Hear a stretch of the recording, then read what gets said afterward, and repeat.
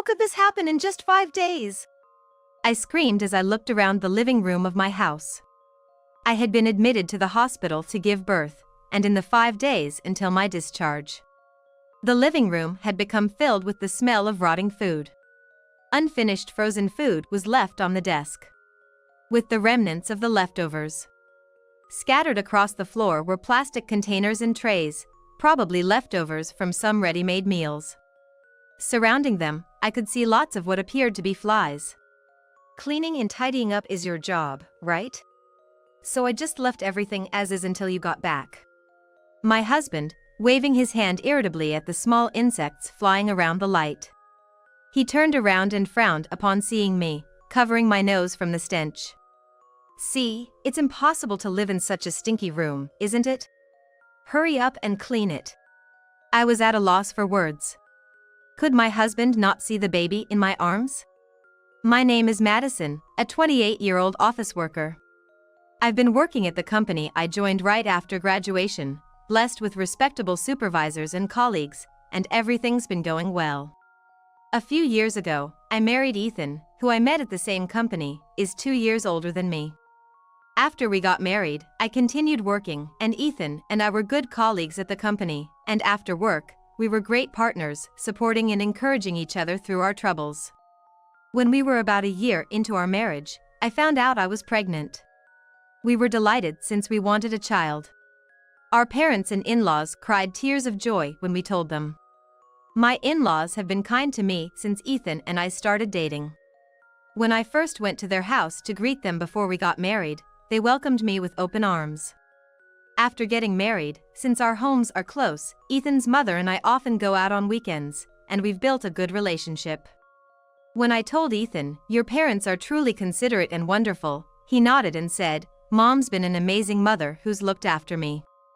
Dad worked from dawn till dusk and wasn't home much, but he always showered us with love and gratitude towards Mom, which made me realize once again what a caring couple they are.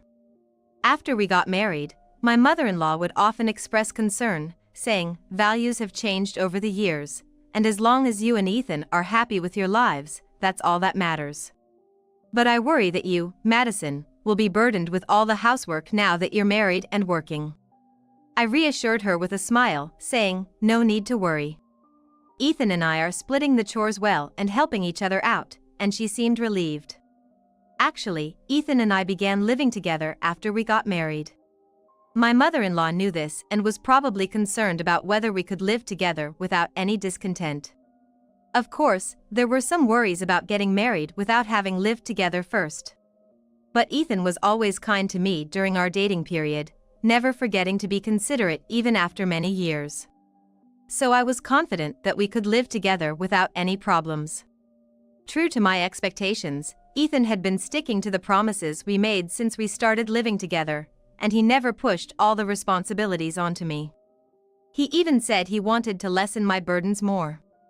Such a caring husband, after finding out about my pregnancy, told me to rely on him more when we were together since something might happen to our precious child. Despite his busy schedule, Ethan managed to take care of the household. In the early stages of my pregnancy, I suffered from morning sickness and often had to take time off work. I used to blame myself, having always managed to balance work and everything else before. Even when I saw Ethan going to work every day and felt that I should at least do some housework, I couldn't because I was feeling ill. When I cried and apologized to Ethan, saying, "I'm sorry, I couldn't do anything today," he'd reassure me, "Hey, no need to apologize. I've lived alone for a long time, so household chores are no big deal. Madison, you're doing your best to nurture our baby in your belly. I can't completely understand your hardship, so let me at least take care of our home."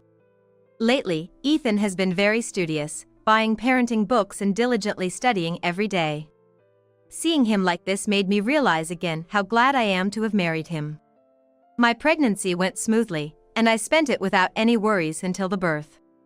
My parents and in-laws would come by from time to check on us, and thanks to the support of those around us, the baby grew well in my belly. As the due date approached and my belly grew, I took maternity leave and now focus on staying healthy and calm. It's tough to go out with my belly so big, but I managed to make it to my prenatal checkups while taking care of myself. Recently, as I've entered the final month, my mother-in-law, who lives nearby, started accompanying me to the checkups because she's worried about me. She helps carry my backpack and other items, and while I feel a bit guilty, I'm also very grateful. At first, I felt guilty for having her come all the way with me and declined when my mother-in-law offered to accompany me. But she cheerfully said, "Now that my children are grown up, I have quite a bit of free time. Besides, attending your checkups is pretty much all I have to do. I'm certainly concerned about your health, but it also doubles as exercise for me, so it's a win-win situation." So, I began to rely on her and together we headed for the checkup that day. Then, one day, while I was getting my usual checkup at the hospital, I was suddenly struck by a pain in my stomach. The doctor, noticing something was wrong with me, calmly said while trying to reassure me, "I'll perform an internal examination right away." While I was nervously waiting for the results, the doctor said, "You're showing signs of labor, so you'll be admitted right away. We'll prepare for the delivery while monitoring you closely. You're going to meet your baby soon," he told me gently. However, it was also sudden that I was not mentally prepared. In the midst of this, my mother-in-law held my hand and reassured me, "It's going to be all right. I'll be right here with you, so don't worry." I reminded myself that I had to stay calm for my baby, and gradually I came to accept the situation and prepared myself for the imminent birth.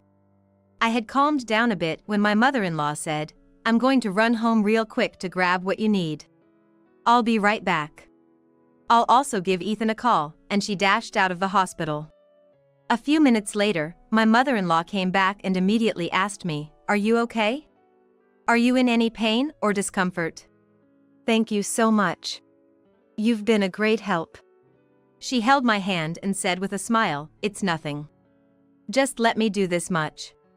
Ethan might be able to get off work early. He could still make it in time for the birth. I've already called your parents just in case." Her words reminded me that I had completely forgotten to inform my parents about the labor pain and my anxiety about giving birth. My parents, living in the next town over, which I'll equate to living in the next state over, might not make it before the birth, but they said they would come right away. Soon after, my father-in-law arrived, simply saying, "Oh, it's time," and watched over me from the corridor. Then, a while later, my parents arrived. While enduring the repeated labor pains, I waited for the moment to come. My parents deeply thanked my in-laws, "Thank you so much for everything, from getting things ready for the hospital stay to being by our daughter's side." And to me, they said, "It'll be over soon, take some deep breaths. We're all here with you, you'll be okay." My in-laws replied with a smile to my parents, "Oh, no worries at all. We're just glad we made it in time," and the whole family, except for my husband, surrounded me. I was growing more anxious as the intervals between the pains shortened, but having my whole family there was a great comfort. Several hours later, even though it was late into the night, I gave birth to a healthy baby. While waiting in the lounge near the nurse's station, trying not to disturb the other pregnant women and mothers, my in-laws and parents expressed their joy through silent hugs and high fives. Having finally given birth, I was overwhelmed with relief and moved by the sight of my newborn, though I felt a pang of disappointment that my husband was not by my side.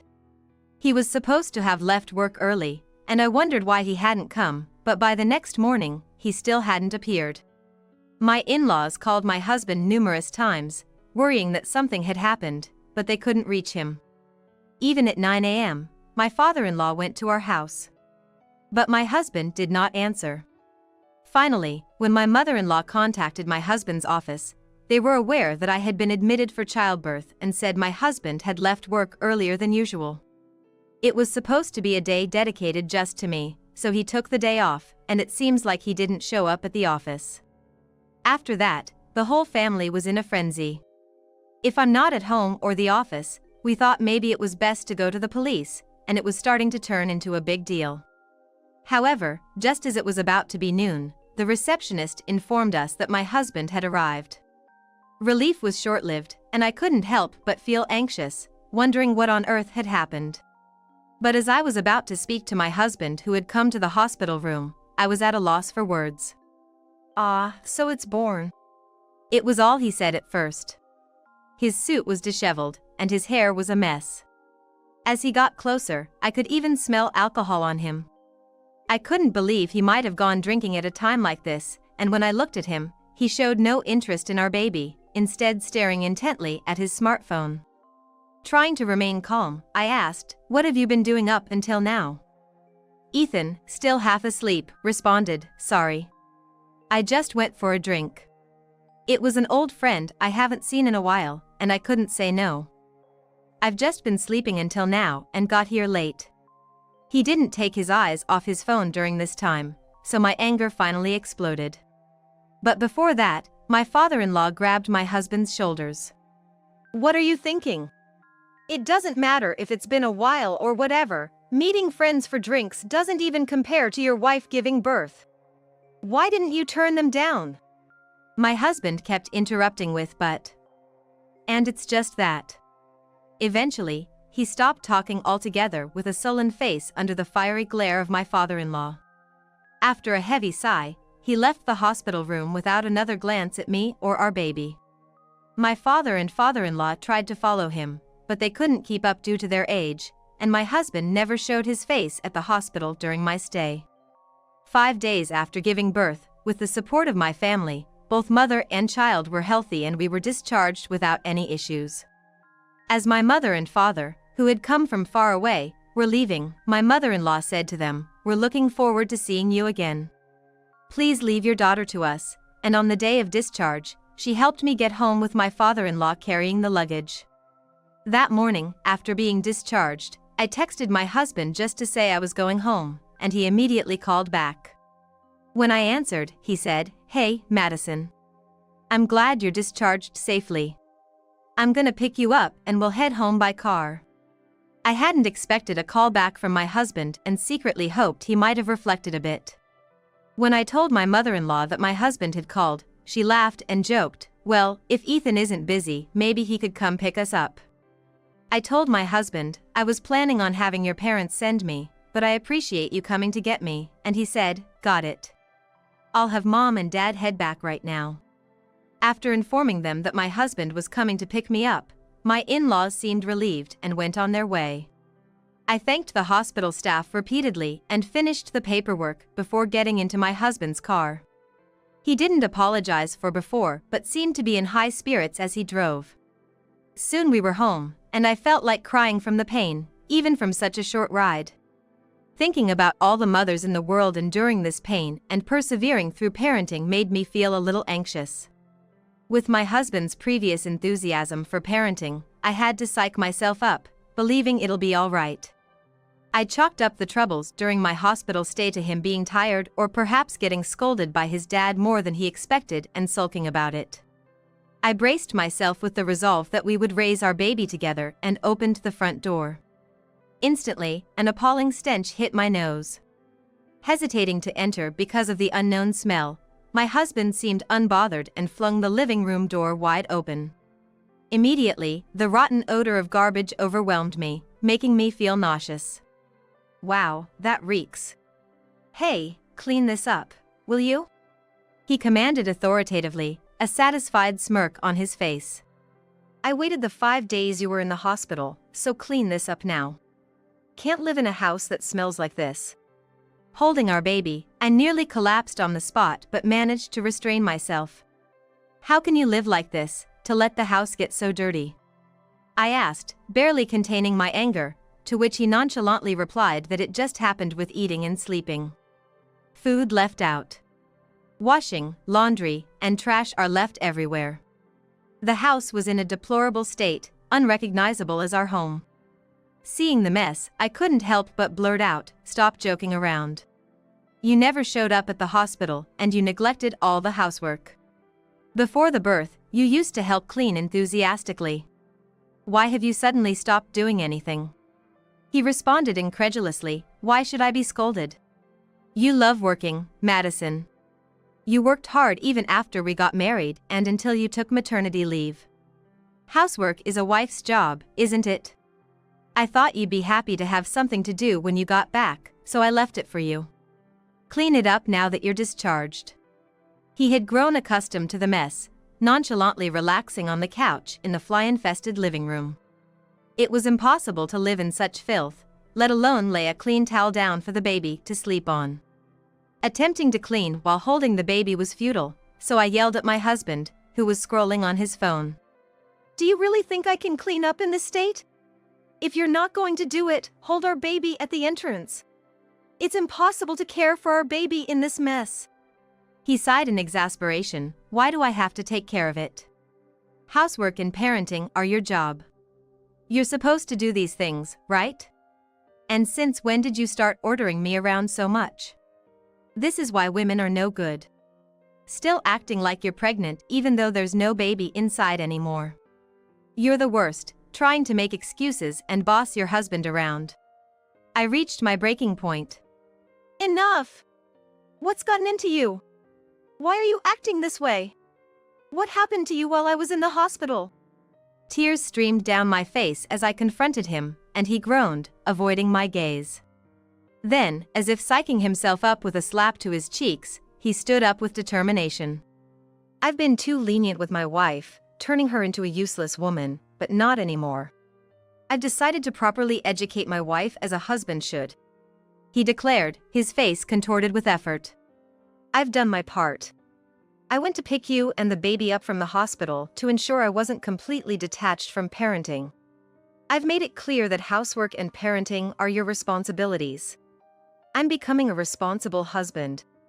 Speechless at his transformation, I stood there as he announced, "I have plans to go out drinking with a buddy. Make sure the house is clean before I get back. Don't expect any help from me," and with that, he left. All I could do was stand there, unable to process the drastic change from the kind man I once knew. What could possibly have happened to turn the man who was once eager to share household duties and learn to be a good father into this? In my panicked state, the sight of the garbage-filled room pushed me over the edge, and tears began to fall, landing on my baby's cheeks. The baby, awakened by my crying, began to fuss, and I started crying out loud as well. "Mom, I just don't understand anymore. Help me." I pleaded as I sat in the entranceway and called my mother on my phone. As soon as the connection was made, I cried out, and my mother said, "I'll be right there," while my father drove her to me. She told me to wait outside rather than stay in the dirty house. Sitting on the front porch with my baby, I continued to cry quietly under the bright sunshine. When my parents arrived, my in-laws were with them. Upon seeing me, my mother-in-law immediately began to apologize profusely. My parents intervened to stop her, assuring that it was Ethan who was to blame. Once that was settled, I finally had a moment to ask why my in-laws were there in the first place. Tears welling up in her eyes, my mother-in-law confessed, "The truth is, we also doubted Ethan and feared he might be troubling you. So, we decided to secretly visit your house. That's when we bumped into your parents and they kindly gave us a ride here. I'm truly sorry for all the trouble our son has caused." I had to somehow stop the conversation from turning into another round of apologies. My father-in-law, who was so angry he looked like he might start yelling at any moment, didn't utter a single word. But the way his temples throbbed red and twitched told me he was on the verge of an outburst. Neither my mother-in-law nor my father-in-law could get through to Ethan on the phone. That darned son of mine. "Next time I see him, I'm gonna give him a piece of my mind," my father-in-law muttered, then took several deep breaths to calm down. After a while, he seemed more at peace and kindly said to me, "Now, you shouldn't be stressing yourself. Please, ride in my car. We'll handle the cleaning, just wait for us." With that, he and my mother-in-law took my child and me to the car and then entered the house. My parents followed suit, insisting on helping, and I could hear all four of their screams. No doubt they had opened the door to that bug-infested, foul-smelling living room. I hugged my baby tightly in the car, feeling terrible about the situation. Hours passed as my father-in-law went out to buy insecticide, and bags packed to the brim with trash were taken out to the collection area. Thanks to their efforts, when I entered the house again, there were no bugs, ventilation had been done, and the smell was much less offensive. It appeared they had cleaned every room, not just the living room. I felt a profound gratitude as my mother and mother-in-law prepared dinner. It had been a long time since I had someone else's home cooking. Having managed my diet strictly during pregnancy, it tasted even more delicious, and I polished it off in no time. The home-cooked meal helped ease my anger towards Ethan for a while. As we were waiting for Ethan's return, someone knocked at the door. Just as I rushed to see, my father-in-law reassured me, "You take it easy," and went to answer it. He answered and exclaiming, "Ethan?" I knew from my father-in-law calling my husband's name that Ethan had come home.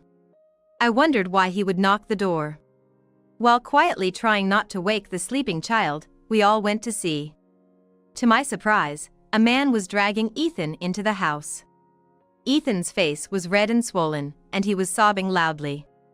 Upon seeing me, the man introduced himself, "Nice to meet you. I'm Michael, a friend of Ethan's. We went out for drinks, and that's when I heard about you and the baby.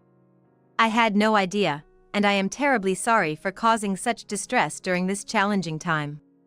I was surprised, but had the man raise his head to see my husband still sobbing. Noticing my gaze, a man Michael said, "This guy was boasting about defeating his lousy wife in argument, so I asked for the details. Turns out, what he did was so terrible, and even though I told him to go home, he wouldn't listen and didn't understand what he'd done wrong, so I ended up hitting him. I'm sorry." Since the mood for drinking was gone, it seemed they had disbanded, but he couldn't leave my weeping husband behind and brought him home. As I was apologizing for the inconvenience, suddenly my husband raised his face and started yelling. "Just because you were out-argued, you resort to violence. That's why you can't get married. You're single because you don't understand that household chores and parenting are a wife's job. It's the worst to be punched out of nowhere by someone who's just an onlooker." "Look, I'm sorry for hitting you. I apologize for that. But seriously, what's going on with you? Last time we met, you were fine, right? Why are you suddenly saying stuff like a deadbeat husband?" Michael said, clearly baffled. Feeling the same, I realized my husband's attitude had indeed changed abruptly. "Ethan, you never said such things before I was hospitalized for childbirth. You said household chores and parenting are a wife's duty, and that the husband should come first. Why did you suddenly start thinking that way?" When I asked again, my husband blurted out, "Household chores and parenting are a woman's job. That's what everyone says." I realized that I was wrong all along. "Who's everyone? Your coworkers? Friends? Who exactly are you talking about?" I asked him straight in the face, to which he replied shortly, "People on the social media." "What? You're taking information from the internet at face value? Are you out of your mind?" Michael said, raising an eyebrow in disbelief. My husband, looking annoyed, thrust his smartphone at him. "Look at this. It's obvious women should do household chores because they don't earn as much as men. Only women can have babies, so parenting is their job too. See, everyone agrees with this." Michael screamed in disbelief after looking at the screen. "You believe this website? Are you insane?" Taking the smartphone from Michael, I saw a website. It was belittling housewives, filled with countless stories praising the shoving of household and parenting duties onto wives. These opinions my husband referred to as everyone's were posted on an internet forum. Summarizing my still shouting husband's story, it seems he came across such sites right before I was hospitalized, and began to think that he was just pampering his wife, being a useless husband. While alone at home during my hospital stay, he kept visiting these sites, convinced that he had been wrong. He commented about changing himself on these sites and became hooked on the supportive comments he received. As a result, my husband was dyed with the belief that household chores and parenting are women's work because women are less capable at work and earn less money. If they have a complaint, they should just earn more. Unlike me, speechless with astonishment, both our parents and in-laws were furious. "It's unthinkable. We didn't raise you to be like this," they said in unison. Michael, whom my husband looked to for salvation, said coldly, "I'm disappointed. I can't be friends with someone like this. As of today, I'm cutting ties with you." I joined in, confronting my husband. First off, why should I prioritize the opinions of faceless strangers online over us? Are the people writing more trustworthy to you than we are? That made my husband look at me as if he had an epiphany. To top it off, my mother said sharply, with a cold look, "It seems none of the important people here, your dear Madison, your parents, your friends, share those values. If you still think you're right, then I guess we'll have to leave you, because your thinking is different from Ethan's." My father also said, "As things stand, I can't leave my precious daughter Madison with you any longer. Madison, it's not too late. We're ready to welcome you, and it's okay to rely on us if it's tough." Just then, as if a spell had been lifted, my husband, who had been raging just a moment before, suddenly calmed down. "No, but..." he kept repeating. When he looked up and saw my face clearly, his own turned pale as a ghost. "For me, the most important thing is Madison. I wanted to be a good husband for her, sought out loads of info, and then With tears in his eyes, he prostrated himself before me with a burst of emotion. "I'm so sorry, Madison. I was wrong." Seeing him like this, my father-in-law spoke in a calm voice. "I have a question for you. When you were a kid, did you ever see me tell your mother that housework and parenting were a woman's job, or show that attitude? Did I appear that way to you as a father?" he asked with tears in his eyes. My husband replied, "Dad, you were always a wonderful father, fully supporting Mom by her side." Then he continued, "I realized that I was too bound by what I read online, and I couldn't see what was around me. I'm truly sorry." Witnessing his sudden apologies, my parents said, "Madison, it's up to you what to do next. We'll support you whatever you decide." After some thought, I told my husband there won't be another chance, and I decided to forgive him this time. Since then, my husband has woken up from the spell of extreme online opinions and is struggling with unfamiliar housework and parenting as he engages with our baby. I wonder how long this will last, but my in-laws and my own parents seem to share my feelings, as they continue to train him while he still strives on. He now says with concern, "Kids are adorable, but parenting is more physically demanding than I imagined. I now realize you've been doing all the housework and looking after the child alone while I'm at work.